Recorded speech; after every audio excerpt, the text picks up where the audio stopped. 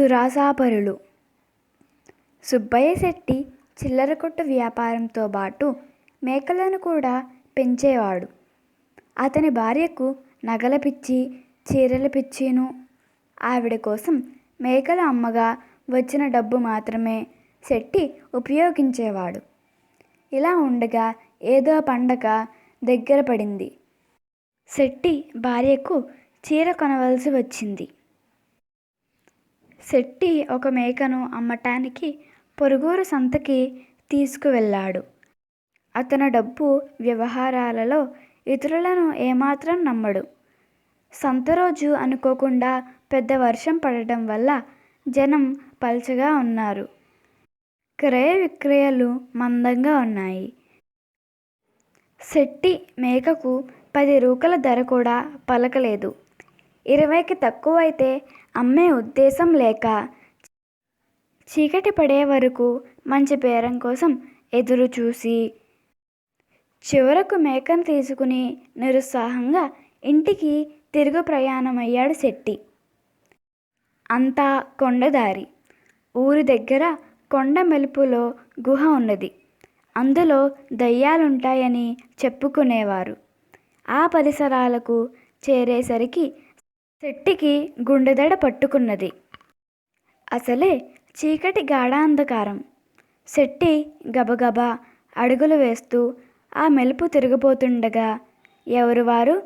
చీకటి పడి ఈ వైపు రావడానికి ఎంత ధైర్యం అన్న మాటలు భయంకరంగా వినిపించాయి. శెట్టి గజగజలాడిపోతూ, నేను సుబ్బయ్య శెట్టిని. అమ్ముడుపోని మేకను ఇంటికి తోలుకుపోతున్నాను. ఆలస్యమయ్యింది. ఇంకెన్నడూ చీకటి పడి ఈ ఛాయలకు రాను అన్నాడు. ఆ మేకను నా గుహలోకి తోలేసి నీ దారిన నువ్వు పో. మళ్ళా తెల్లవారే లోపుల ఇక్కడికి వచ్చి దాని ఖరీదు పట్టుకుపో అన్న మాటలు గుహలో నుండి వినిపించాయి. బతుకు జీవుడా అని శెట్టి తన మేకను గుహలోకి తోలేసి గబగబా ఊరికేసి నడిచాడు. కానీ ఇంటికి వెళ్ళటానికి అతనికి ధైర్యం లేదు. డబ్బు ఏదని అతని పెళ్ళం ప్రాణాలు తోడేస్తుంది.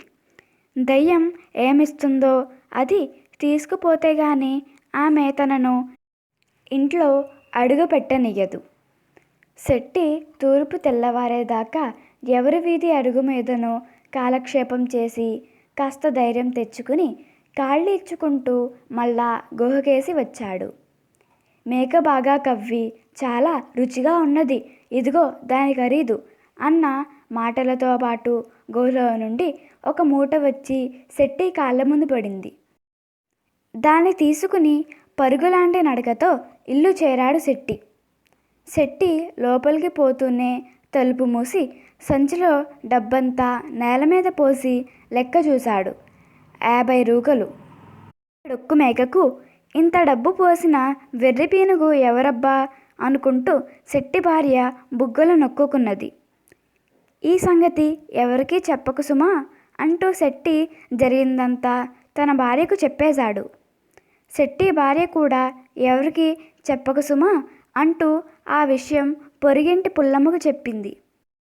అది పుల్లమ్మ మొగుడికి, ఎదురింటి వాడికి, వెనకింటి వాళ్లకు, చివరకు ఊరందరికీ తెలిసిపోయింది.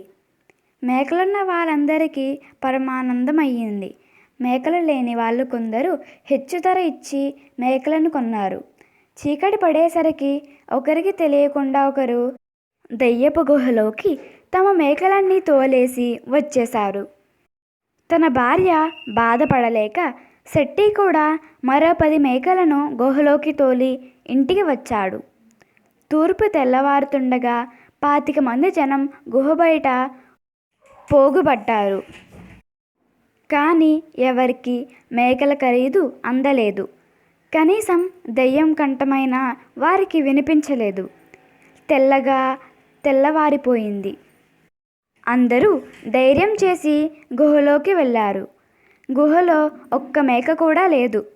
కానీ గుహ మధ్య బండ మీద ఒక కాగితం ఉన్నది. దాని మీద చిన్న రాయి బరువు పెట్టి ఉన్నది. ఆ కాగితం మీద ఇలా రాసి ఉన్నది: ఈ ఉత్తరం రాస్తుంది దయ్యం కాదు, మీలాంటి మనిషే. పని కోసం మాసం రోజులుగా మీ చుట్టూ తిరిగిన శేషయ్యను నేను. మా నాన్న పోయాడు. ఇంట్లో ఉన్నదంతా కలిసి 100 రూకలు. అవి తీసుకుని నేను మీ ఊరు వచ్చి మిమ్మల్ని పని అడిగితే కొత్తవాడివి, నిన్ను నమ్మి పని ఎలా ఇస్తాం అన్నారు. ఉన్న డబ్బు సగం ఖర్చయింది. ఇంకో ఊరు పోదామని సాయంకాలం ఈ దయ్యాల గుహలో పడుకున్నాను.